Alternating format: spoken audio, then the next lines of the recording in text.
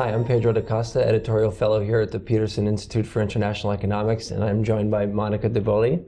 And we're here to talk about the results of the Argentine election, which surprised some people. Tell us about that. It did. I think 2 months ago, if we went back 2 months and thought, that this could happen, a complete change in government, the end of Kirchnerism in Argentina, I think we would have thought, nah, this is not going to happen, and yet it did. And as you say, it's the end of a long era of, a couple that has been ruling the country and that has, in a sense, defined an ideological divide in Latin America between kind of more left-leaning interventionist governments and less so. And Argentina seems to be moving a little bit to the right. How much of a mandate does the new president have to implement any kind of reforms, and what reforms do you think will be on his agenda? Well, it was a very, very close election. So, the two candidates were apart by only 3 percentage points or so. So he won by a very, very narrow margin.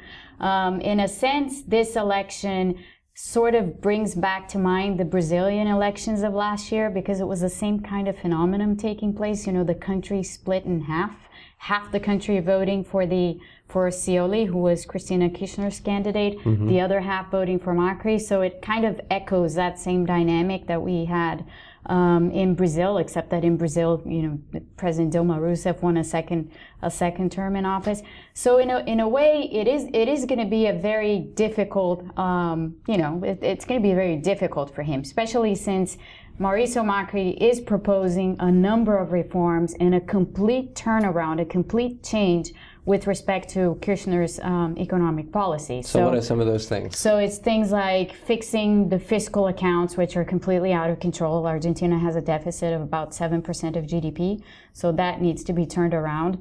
The central bank currently is printing money to finance the deficit, so the central bank needs to have a different mandate and go back to fighting inflation, which nobody knows what it is in Argentina, given that there's a complete lack of transparency regarding economic data, which is just not published or, not credibly published. Do you think that's something you can address? Because that's been a major concern for global markets, this was the first thing he said he was going to do. The first thing he said he's going to do is he's going to change completely the central bank, put new people in, and at the same time just reform the National Statistics Office so that economic statistics can actually be published and people can actually know what's going on in the economy. And that he can accomplish with his own executive authority, presumably. Absolutely. That he doesn't need Congress for.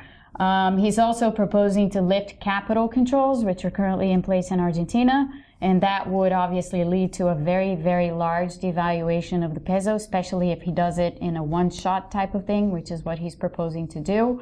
How much of a devaluation would you expect, and any kind of potential social impact, if any? Well, markets seem to be pricing in about a 50% devaluation of the peso at least.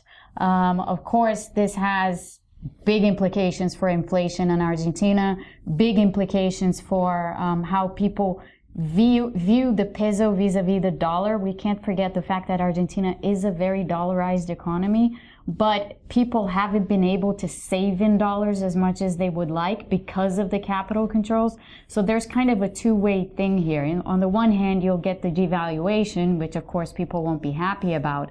On the other hand, if you lift capital controls, people will be able to save in dollars once again, which they will be happy about. So there's a kind of a lose-win type situation for Macri. And so you mentioned the parallels between the Brazilian situation and the Argentine situation. Brazil had an election and it had a year to implement a set of reforms that the government seemed to be on board with, and it didn't do so, with disastrous results that we've seen. What makes you think that Argentina might go a different path, or that there might be kind of hope for his set of reforms? Well, I think the big thing and the big difference there, and that's where the comparison between the two becomes really interesting, is that in Argentina, the opposition candidate actually won. So this is a candidate who is not responsible for the problems that are currently present in the Argentinian economy.